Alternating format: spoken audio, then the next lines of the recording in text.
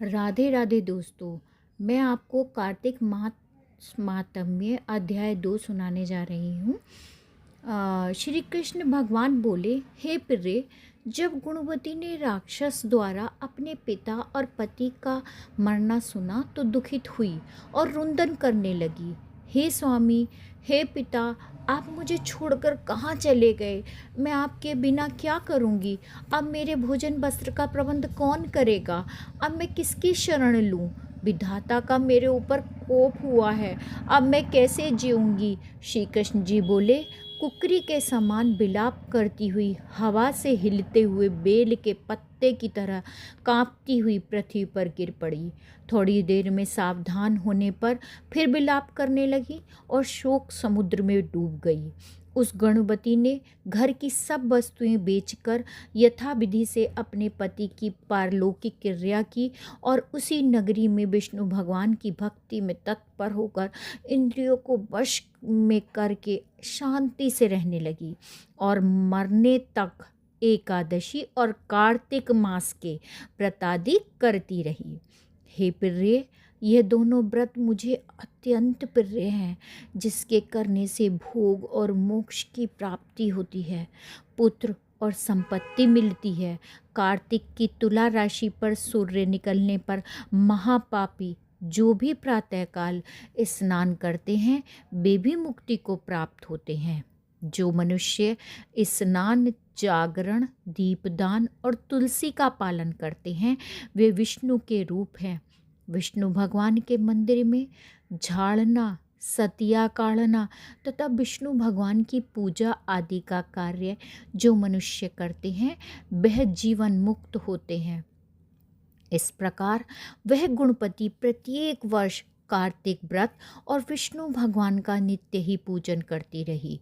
एक समय वृद्धावस्था के कारण दुर्लभ होने से रोग और ज्वर से पीड़ित होने पर भी गंगा स्नान को गई। जो ही पानी में उतरी, जाड़े के मारे कांपने लगी।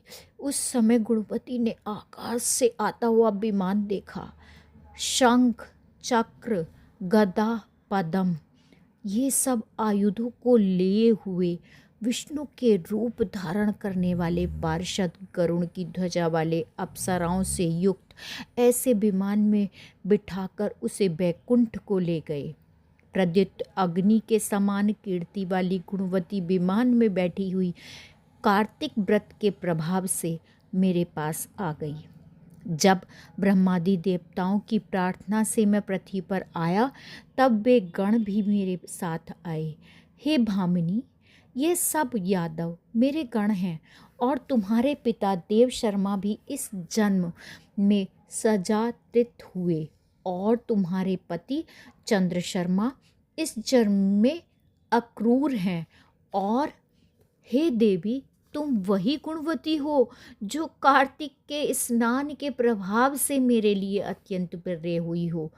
तुमने तो मेरे मन और मंदिर के सामने तुलसी का बगीचा लगाया, उसी से यह कल्प वृक्ष तुम्हारे आंगन में है। कार्तिक में जो पहले तुमने दीप दान किए हैं उसी फल से तुम्हारी सुंदर देह और घर में लक्ष्मी का निवास है।